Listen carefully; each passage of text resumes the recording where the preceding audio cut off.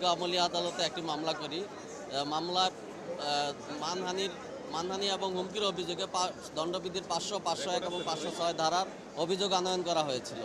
বিজ্ঞ আদালত আমাদের অভিযোগের পরিপ্রেক্ষিতে আসামির প্রতি সমন ইস্যু করেছিলেন এবং আসামি আজকে হাজির হয়ে আত্মসমর্পণপূর্বক জামিনের আবেদন করেন। বিজ্ঞ আদালত আসামির আবেদন 500 টাকা বন্ডে সেই জামিনের আবেদন মঞ্জুর করেছেন।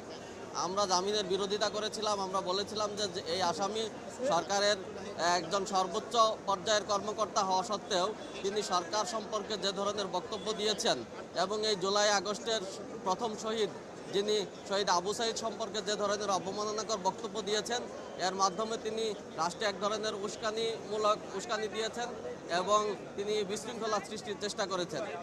সামগ্রিক দিক বিবেচনা করে বিজ্ঞ আদালত জামিনের আবেদন মঞ্জুর করেছেন। আমরা প্রথম যে আবেদনটি করেছিলাম সেখানে রাষ্ট্রদ্রোহের বিষয় ছিল না, তবে আমরা মামলার যে উপাদান সেই উপাদান বিবেচনায় আমরা রাষ্ট্রদ্রোহের জন্য দণ্ডবিধির 124-এর ক ধারায় রাষ্ট্রদ্রোহ যুক্ত করার জন্য আবেদন করেছিলাম। বিজ্ঞ আদালত সে বিষয়ে কিছু বলেননি।